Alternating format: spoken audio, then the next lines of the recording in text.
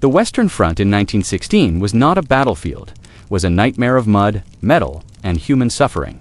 Trenches stretched endlessly, punctuated by the occasional crater left by artillery, and the land was a wasteland where the living and the dead blended into the mud. Soldiers trudged through waterlogged trenches, mud sticking to their boots, soaking their uniforms, and freezing their bodies to the bone. Machine guns ruled the land. Any attempted advance over open ground ended in waves of slaughter. Cavalry charges, once the pride of European armies, became suicidal gestures. Generals screamed for a miracle. That miracle arrived not with more men or artillery, but with a strange, boxy contraption called the Tanka Beast of Steel, born from mud, necessity, and a deep dose of military stupidity. The concept of armored vehicles had been toyed with for decades before the war.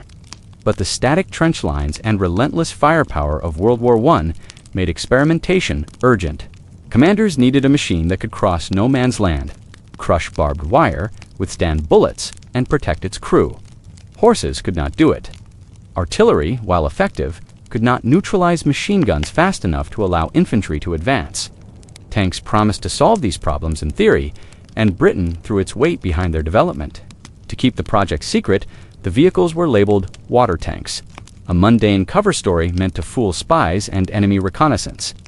Engineers labored to design machines that were large enough to carry men, heavy enough to resist bullets, and mobile enough to traverse trenches. The results were slow, awkward, and unreliable, yet groundbreaking.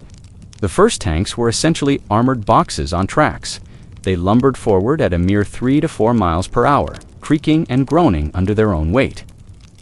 Inside, the air was thick with engine smoke and heat, and the crew worked under impossible conditions. Deafened by the motor, choking on fumes, and vulnerable to mechanical failure at any moment. Yet, even in this rudimentary form, they changed the battlefield's psychological dynamics. Infantrymen, previously pinned down by the fear of machine gun fire, now had moving cover. The tank became a moving fortress, impervious to small arms, and capable of flattening barbed wire. It was slow and clumsy, yes, but it inspired a new kind of offensive strategy. Soldiers who had spent months staring at the same mud saw the possibility of forward movement, a flicker of hope in the endless stalemate. Early tank deployments were experimental and often disastrous. At the Battle of the Somme in 1916, a few tanks were sent into action, but many broke down before reaching enemy lines. Mud sucked tracks into trenches, engines overheated, and steering was nearly impossible on uneven terrain. Yet when the tanks did function, they created terrifying shock for the enemy. German soldiers had never seen such machines. They roared across the battlefield like mechanical beasts, armored and unstoppable from a distance, and they forced defenders to rethink their strategies. Even when only a handful of tanks made it across, the psychological impact was profound. The British realized that sheer novelty could be as valuable as actual destructive power in breaking the enemy's composure. The development of tanks also highlighted the deep flaws in pre-war military thinking. Generals had clung to outdated doctrines that assumed linear infantry assaults and cavalry charges would dominate battlefields. They had not anticipated that industrialization would produce weapons so lethal that static defenses would dictate the tempo of war. Trench lines were logical from a defensive standpoint, but they created a deadly gridlock that required mechanical innovation to solve. The tank emerged not just from engineering brilliance, but from the sheer stupidity of prior assumptions that men, mud, and horses alone could overcome the firepower of a modern machine gun. The machine was both a practical solution and a critique of outdated strategy. The crew experience inside a tank was brutal. Unlike the romanticized view of heroic soldiers charging forward, the men inside suffered extreme conditions. Heat and smoke from the engine filled the cabin. Visibility was minimal. Small viewing slits limited perception, forcing crews to rely on shouting and coordination under stress. The sound of the engine and gunfire was deafening, making communication almost impossible. Mechanical failures could trap crews inside where suffocation or fire were real dangers. Tanks were slow to maneuver, and crossing uneven terrain could flip the vehicle, killing or injuring everyone inside. Yet, despite these conditions, the men were willing to endure the ordeal because the tank offered a chance to break the deadlock and survive where infantry alone could not. From a tactical perspective, tanks forced armies to rethink combined operations. Infantry, artillery, and tanks had to coordinate in ways previously unimaginable.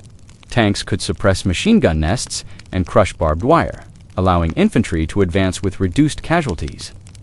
Artillery now served a supportive role rather than a purely destructive one, targeting enemy positions to complement the tank's movement. This integration of arms created the foundation for modern mechanized warfare. Commanders who recognized the potential of tanks gained tactical advantage, but the learning curve was steep, and early deployments were often improvised. Yet even imperfect tanks proved the concept.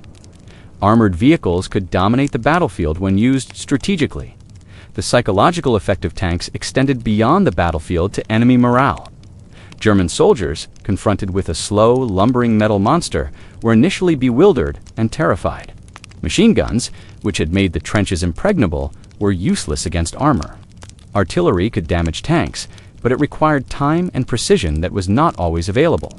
Soldiers developed fear, confusion, and a sense of inevitability. If the tank could advance, nothing seemed able to stop it. This fear had tactical consequences, slowing reactions, causing retreat, or forcing miscoordination. The tank, even in its primitive form, proved that perception could be as powerful as firepower. The Beast of Steel was not just a weapon, it was a psychological lever that disrupted enemy decision-making. Innovation was not limited to Britain. France developed its own tanks emphasizing speed and mobility over armor, while Germany, slower to respond, eventually designed its own countermeasures and vehicles. The tank race mirrored the broader industrialized war. Whoever could produce, maintain, and deploy the machines effectively gained a strategic edge. Yet the initial tank designs were imperfect, and mechanical unreliability remained a major challenge. Crews and engineers learned from each engagement, iterating designs, reinforcing armor, improving engines, and developing better tactics. The lessons of these early tanks directly shaped future armored warfare doctrine. Despite the early flaws, the impact of tanks on World War I was undeniable. They shattered the static, linear paradigm of trench warfare and provided a new tool for offensive action. The psychological effect, the ability to move through otherwise deadly terrain, and the innovation in combined arms operations demonstrated that industrial technology could fundamentally alter military strategy. Soldiers who had endured months of mud, fear, and death suddenly saw a machine that promised the possibility of change. The tank was born from desperation, incompetence, and ingenuity simultaneously a crude, clunky solution that revolutionized how wars would be fought forever. The story of the tank reminds us that innovation in war often arises from failure and necessity rather than elegant design.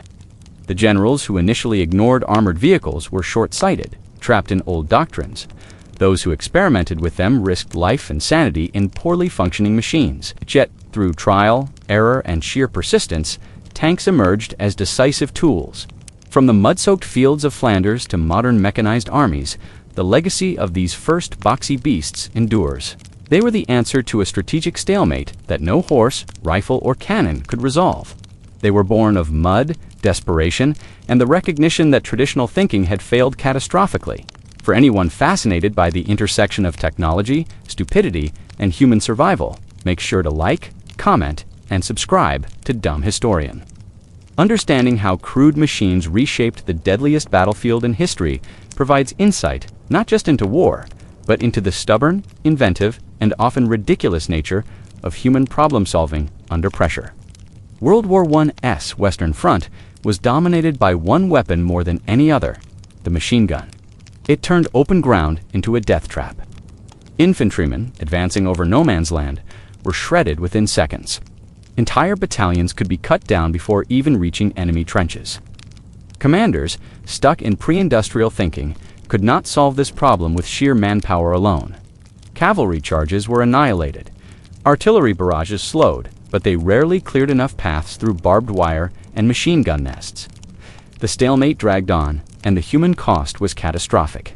This is the environment that birthed the tank as the most direct technological response to the machine gun.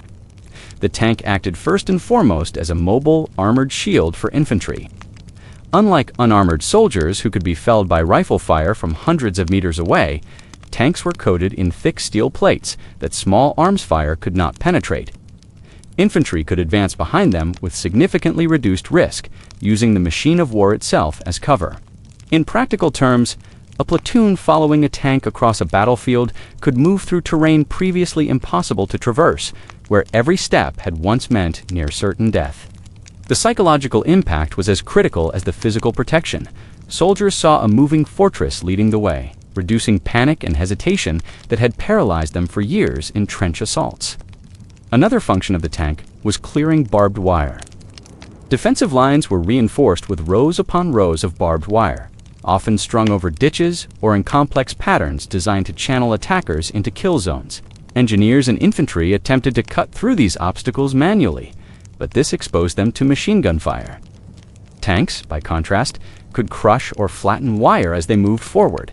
Even a slow, lumbering advance rendered previously impenetrable defenses useless.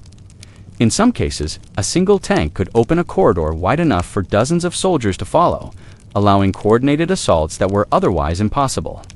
The technology did not just protect troops, it actively enabled them to achieve tactical objectives.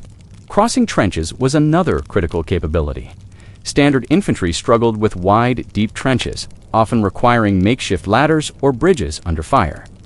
Tanks, with their tracked design, could straddle and cross trenches up to 6 feet wide, which allowed the attack to continue without pausing. This mechanical mobility directly countered the trench-based defensive systems that had created the bloody stalemate of the Western Front. The British and French armies recognized that, without a mobile, armored solution, infantry attacks were doomed to repeat the same cycle of slaughter that had defined battles like the Somme and Verdun. The tank, crude though it was, provided that solution. The introduction of tanks also forced the evolution of combined arms tactics. Infantry, artillery, and the new armored vehicles had to operate in coordination to maximize their effectiveness. Infantry advanced behind tanks, which suppressed machine guns and crushed obstacles. Artillery, instead of simply bombarding enemy lines blindly, now targeted known enemy strongpoints to support the tank's path.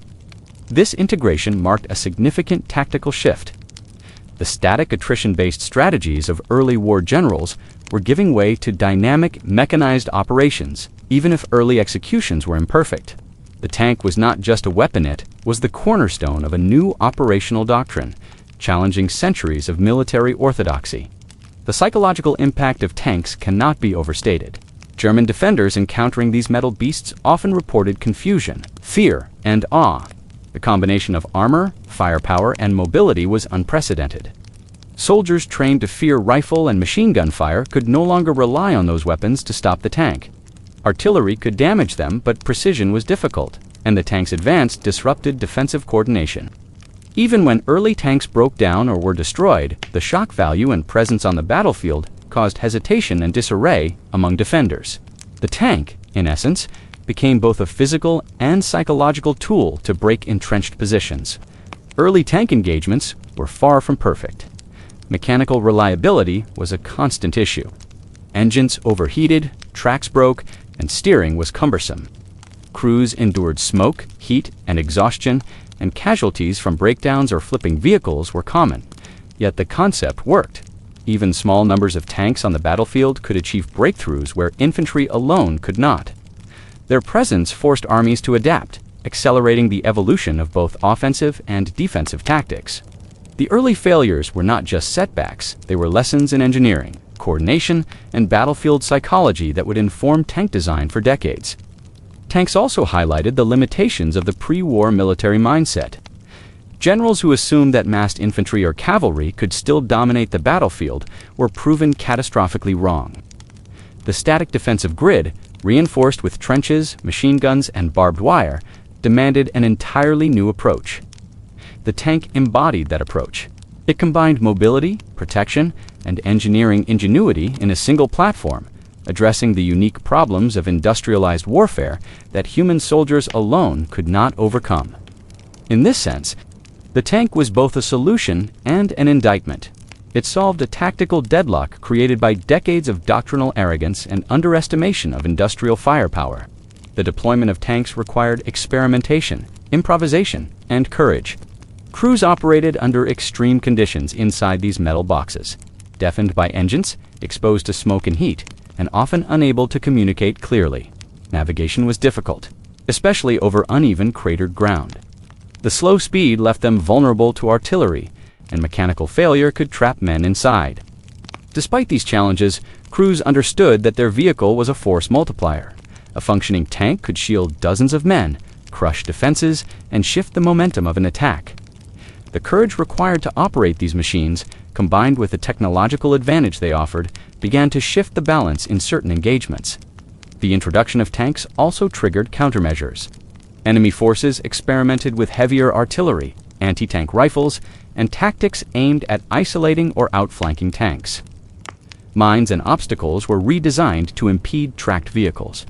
These responses marked the start of an arms race between armored vehicles and anti-armored defenses, a dynamic that continues into modern warfare. Tanks were no longer just a defensive or protective tool, they became central to battlefield strategy, requiring adaptations on both sides. This interaction between offense and defense shaped the trajectory of mechanized warfare. Even in small numbers, tanks proved decisive. At the Battle of Cambrai in 1917, British forces deployed over 400 tanks in a coordinated attack, achieving a breakthrough that had eluded commanders for years. While mechanical failures and limited crew training prevented a complete exploitation of success, the engagement demonstrated the tank's potential. It transformed the static battlefield into a dynamic, mobile environment where previously unthinkable advances were possible. Tanks had finally moved from experimental curiosities to indispensable components of the modern battlefield. The tank's impact extended beyond the Western Front. Armies worldwide took notice, and post-war military planning increasingly centered on mechanization and armored mobility. The lessons learned during these early deployments, engineering reliability, tactical coordination, crew training, and combined arms operations, formed the foundation for future armored doctrine.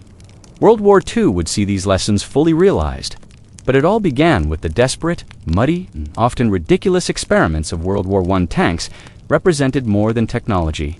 They embodied the response to an industrial, mechanical, and human failure. They solved the lethal problem posed by machine guns, opened new tactical possibilities, and forced armies to rethink centuries of tradition.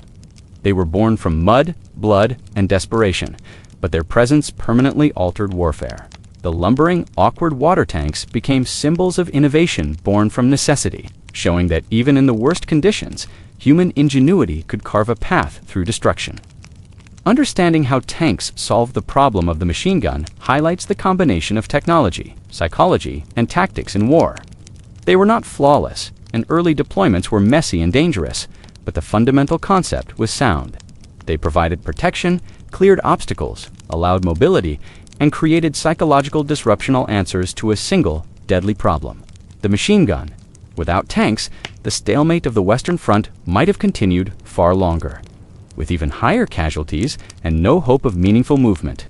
The early tanks of World War I were, by almost every measure, imperfect. They were slow, clunky, and prone to mechanical breakdowns. Some barely made it across the cratered terrain of no man's land, and crews often emerged, exhausted, scorched, and battered from heat and smoke inside the armored hulls. Yet, even in their primitive form, these machines demonstrated one fundamental truth: mechanized vehicles could change the battlefield. The static stalemate of trench warfare, which had defined years of slaughter and attrition, no longer had to be eternal. The tank proved that mobility, protection, and firepower could be combined in a single platform to enable advances that infantry alone could never achieve. The lessons learned from these first tanks were studied intensely by both French and German military planners. They realized that mobility was just as important as armor. Early tanks had a maximum speed of 4 to 6 miles per hour a crawl compared to the pace needed for real strategic breakthroughs. Tanks that could not move fast enough to exploit a gap in enemy lines or coordinate with artillery and infantry were limited to a psychological and localized tactical effect. Commanders understood that to fully exploit mechanized warfare, future vehicles had to be faster, more reliable, and able to operate in conjunction with other arms of the military. These lessons were not lost between the wars. The French experimented with heavier, faster tanks, focusing on breakthroughs that could exploit weak points in enemy defenses. They studied mobility across different terrains, reliability under stress, and coordinated operations with artillery. Meanwhile, the Germans, constrained by the Treaty of Versailles, had to innovate secretly. Their engineers emphasized lightweight designs, mechanical reliability, and integration with motorized infantry. Both nations were testing the fundamental principle that tanks were not just a defensive tool or a support weapon. They could be the spearhead of an entire operational doctrine. Combined arms coordination became the central insight from World War I tank deployments. Infantry could advance behind tanks, artillery could prepare the way and suppress defenses, and tanks could respond to immediate threats while maintaining momentum. Even if individual tanks failed mechanically, the overall effect of this integration began to reveal how modern warfare could be mechanized. It became clear that tanks had to operate not as isolated machines, but as part of a system, a network of interdependent units that could create breakthroughs on a strategic scale. By the late 1920s and 1930s, these insights matured into tangible military doctrine. Germany, in particular, synthesized these lessons into what would become the Blitz. Unlike the lumbering machines of World War I, the new tanks were fast, reliable, and capable of mass coordination. Light tanks could maneuver through enemy lines quickly. Medium tanks carried firepower to punch holes in defenses, and heavy tanks provided shock value and armor penetration. Mechanization extended to infantry, artillery, and logistics, creating a self-sustaining mobile force. What had been a slow, mud-splattered crawl across no man's land became a lightning-fast offensive capable of encircling entire armies before they could react.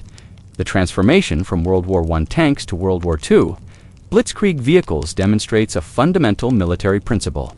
Technological prototypes, even flawed, create the knowledge needed for revolutionary change.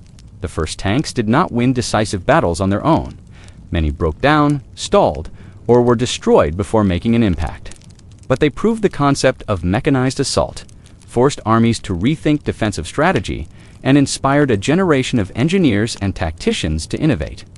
Without the failures, lessons, and incremental improvements of the Great War, there would have been no coordinated, fast-moving armored divisions that dominated early World War II campaigns. Another key evolution was in crew training and battlefield coordination. World War I crews often faced chaos without clear communication systems. Radio was primitive, and orders were passed by runners or flags, which limited responsiveness. Between the wars, militaries focused on training crews to operate vehicles as part of larger units, practicing navigation, communication, and coordination with infantry and artillery. This transformed tanks from individual machines into operational instruments capable of strategic impact. By the time Germany deployed Blitzkrieg in 1939, crews were drilled to operate with speed, discipline, and tactical awareness far beyond anything seen in World War I. Speed, reliability, and coordination were only part of the innovation. Tactics evolved as well. Early tanks were often used as support or psychological weapons. In World War II, mechanized formations exploited breakthroughs to encircle enemy forces, isolate supply lines, and collapse defensive structures from within. These tactics were directly descended from the lessons of trench warfare. Static defenses could be bypassed, protected infantry could advance, and concentrated firepower in mobile formations could break operational stalemates. The slow advances of World War I provided a laboratory to understand how terrain, firepower, and armor could interact in dynamic ways. The psychological effect of Blitzkrieg was an extension of the lesson first learned on the muddy fields of 1916. Infantry and commanders who faced these coordinated armored assaults often panicked, unable to respond to threats appearing in unexpected locations at unexpected speeds. World War I tanks had introduced fear and uncertainty, but they moved too slowly to exploit it fully. Blitzkrieg perfected the concept. Speed, coordination, and concentration of force combined to paralyze entire armies. The lineage of fear induced by armored vehicles runs directly from the first British tanks to the German panzers that stormed Poland, France, and the Soviet Union. Logistical lessons were equally critical. World War I tanks were cumbersome, requiring crews to manage fuel, repairs, and maintenance under primitive conditions. The armies learned that mechanized warfare required robust supply chains and specialized repair units. Between the wars, Germany and France invested heavily in motorized support systems. Fuel, ammunition, and mechanical spares had to move as fast as the tanks themselves. Blitzkrieg's success depended on this integration. demonstrating that mechanization was not just about armored vehicles, but about an entire ecosystem supporting them. In essence, the slow, clunky tanks of World War I were the proof of concept that mechanization could solve the stalemate of trench warfare. They taught lessons in engineering, crew coordination, combined arms tactics, psychological impact, and logistics that directly informed the development of the Blitzkrieg. Every breakdown, every stalled advance, and every battle horror revealed insights that transformed mechanized warfare from a desperate experiment into the dominant military paradigm of World War II. Finally, the legacy of World War I tanks is as much intellectual as it is physical. They forced militaries to reconsider old doctrines, innovate under pressure, and adapt to industrialized warfare. They demonstrated that a single technology, when properly understood and refined, could reshape strategic thinking and operational art. The lesson extends beyond history. Innovation often begins with failure, and even imperfect prototypes can produce knowledge that revolutionizes entire fields. The arrival of the tank fundamentally changed the role of cavalry on the battlefield.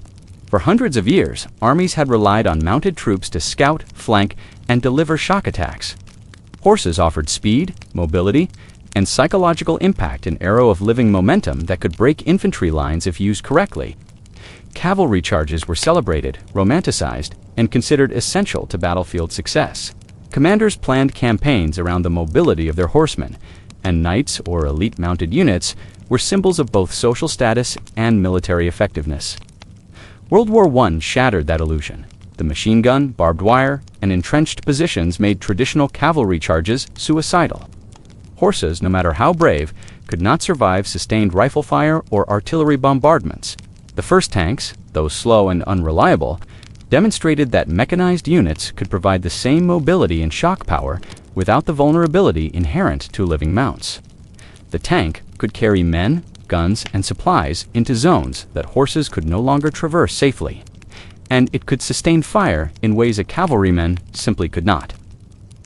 By the interwar period, military theorists fully recognized that mechanization had made mounted troops largely obsolete. Cavalry units could still perform reconnaissance, limited flanking, or policing duties, but they could no longer be decisive in the face of armored, motorized armies. Armies that attempted to rely on horse-mounted charges against tanks or machine gun nests risked total annihilation. The lessons of the Western Front were clear. Speed and shock had to be combined with protection and firepower. Horses could not offer armor. Humans could not sustain continuous fire while riding. Only a mechanized platform could provide these advantages. The end of the cavalry was not just about technology. It was about doctrine and mindset. Commanders had to rethink the way they approached battlefield mobility. Armies invested in training crews to operate armored vehicles, integrate them with artillery, and coordinate with motorized infantry. Cavalry traditions, once central to strategy, were abandoned in favor of mechanized doctrine that emphasized concentrated firepower, sustained offensive momentum, and logistical support. Armored units became the core around which modern armies were structured, and cavalry became an auxiliary force, relegated to ceremonial or secondary duties. Tanks also influenced the psychological dynamics of the battlefield. Cavalry charges relied heavily on the morale and discipline of troops.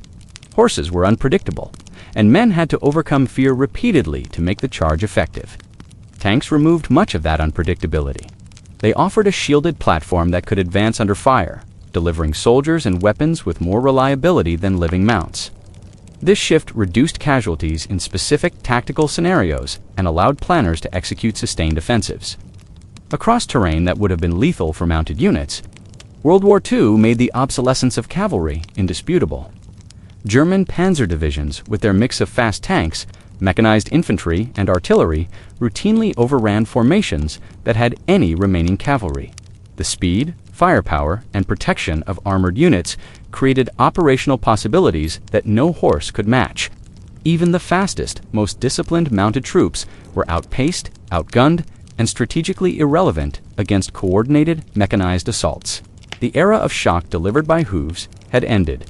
Shock was now delivered by steel engines and cannons.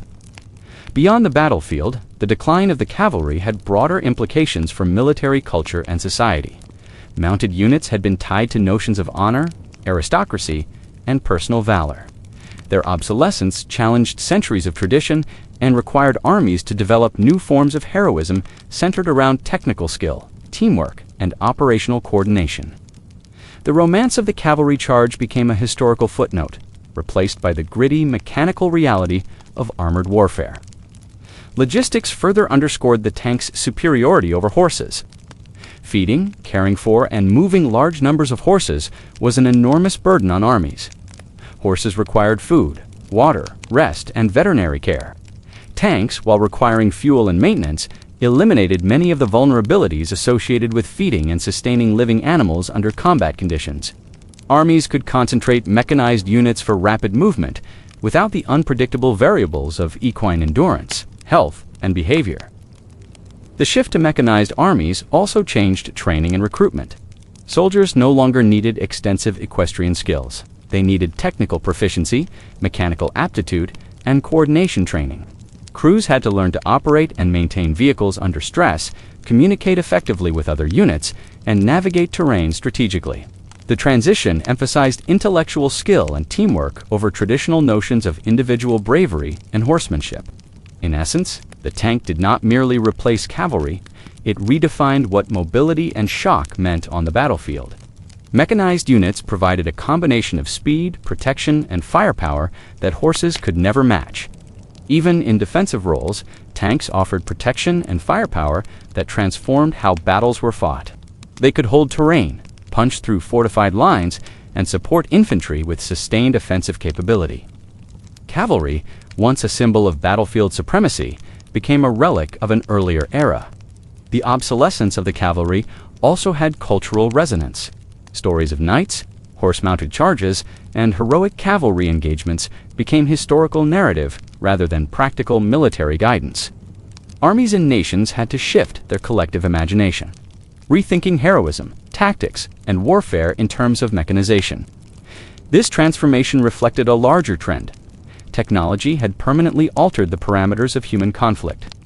Survival and victory no longer relied on the personal valor of horsemen, but on the coordinated action of armored units, supply chains, and tactical innovation. In short, the tank signaled the end of the cavalry's dominance in warfare. It proved that speed and shock alone were insufficient without protection and sustained firepower. The horse could not compete with the steel engines and coordination of mechanized units. From reconnaissance to flanking maneuvers, tanks and armored vehicles could perform every role cavalry once held, often with greater efficiency, durability, and strategic impact. The shift was absolute. By the outbreak of World War II, cavalry had been relegated to secondary roles in most major armies. Horse-mounted troops still existed, but they were largely symbolic or auxiliary, supporting reconnaissance, supply, or policing tasks. The decisive operations, the breakthroughs, encirclements, and rapid advances were conducted by mechanized armored forces. This historical pivot underscores a broader lesson about military adaptation. Even centuries-old institutions and traditions, no matter how entrenched, are vulnerable to technological disruption.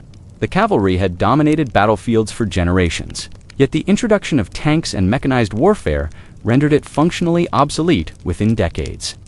Armies that embraced this change thrived. Those that clung to outdated tactics suffered devastating defeats. The invention of the tank did more than solve the immediate problem of trench warfare. It forced militaries around the world to rethink how wars were fought on land. Before the tank, generals relied on massed infantry, cavalry, and artillery to dominate the battlefield. Battles were static, slow, and predictable. Commanders believed victory came from sheer numbers and firepower rather than maneuver and coordination. The tank shattered that assumption.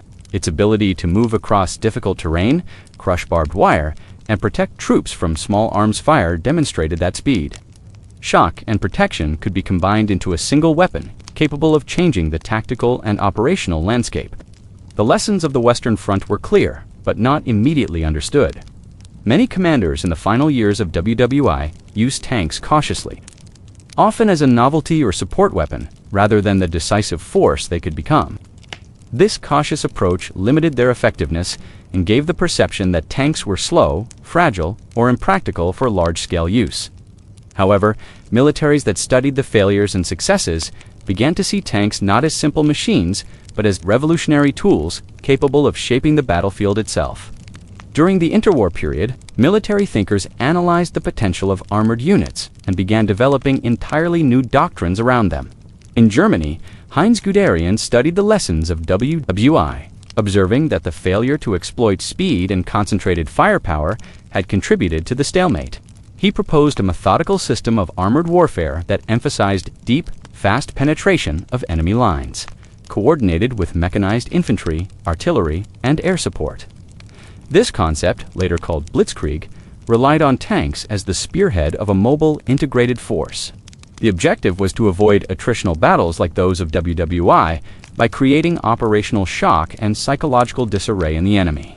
Across the English Channel, British theorists like B.H. Liddell Hart argued for similar concepts. He emphasized the need for mechanized forces to bypass heavily fortified positions and strike at the enemy's weak points, rather than attacking frontally. His writings highlighted the tank as the decisive instrument of modern warfare, a weapon that could restore maneuver and initiative to land combat in an age dominated by firepower.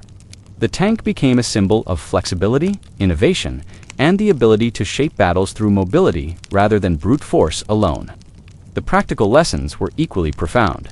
Tank units required new approaches to logistics, communications, and combined arms. Armored divisions needed fuel, maintenance, and supply lines capable of sustaining rapid movement. Commanders had to coordinate tanks with infantry, engineers, and artillery to exploit breakthroughs and secure objectives.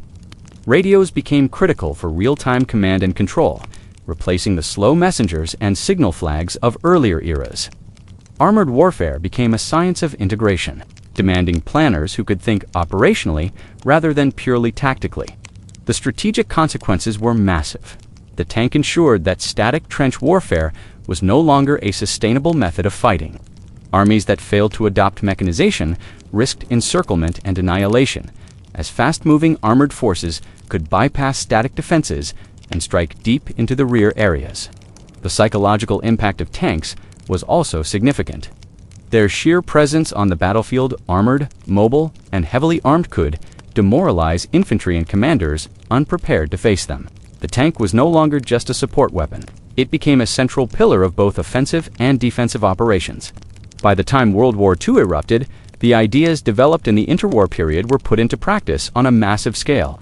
German panzer divisions demonstrated the effectiveness of concentrated armored thrusts combined with air power, validating Guderian's theories. The lessons from WWI trenches, previously seen as the pinnacle of military engineering, were rendered obsolete by speed, coordination, and shock. Armies worldwide now recognized that tanks were the backbone of modern land warfare. A permanent shift in military doctrine that no traditional cavalry, massed infantry, or entrenched fortification could overturn. Even the conceptual understanding of warfare changed. The presence of tanks transformed how commanders approached operational planning. Rather than static front lines, battles became fluid, dynamic engagements in which maneuver and tempo determined success. The importance of strategic reserves, flexible command, and rapid redeployment grew exponentially. The tank introduced an era in which operational surprise and mobility could compensate for numerical inferiority, fundamentally reshaping strategic thinking. This permanent shift also influenced industrial and societal structures. Nations that could not produce, maintain, and deploy armored units at scale found themselves at a disadvantage. The tank required factories, skilled labor, supply chains, and technical expertise, tying military capability directly to industrial capacity. Countries that invested in mechanization gained strategic options that traditional armies could not match, demonstrating how the tank blurred the line between military technology and national power. The tank's influence extended beyond the battlefield. Military academies incorporated mechanized doctrine into curricula, teaching officers to think about speed, shock, and integration. Officers trained to calculate operational depth, breakthrough points, and coordinated attacks. Considering tanks as central to battlefield success, even civilian engineers and planners studied armored warfare to optimize vehicle design, logistics, and production methods. The tank had become both a technological and intellectual revolution in military thought. Importantly, the permanent shift in doctrine was not merely about offense. Tanks could support defensive operations by providing mobile reserves capable of counterattacking or reinforcing threatened sectors. Their flexibility allowed commanders to respond to changing circumstances with a level of speed and resilience unattainable in previous wars. Armored units became central to both planning and execution, redefining the tempo and scale of warfare. In summary, the invention of the tank caused a fundamental and permanent transformation in global military doctrine. It replaced the slow, attritional methods of World War I with a focus on speed, shock, and integration. It demonstrated that mobility, protection, and concentrated firepower could reshape the battlefield, and that mechanized forces would dominate land warfare for the foreseeable future.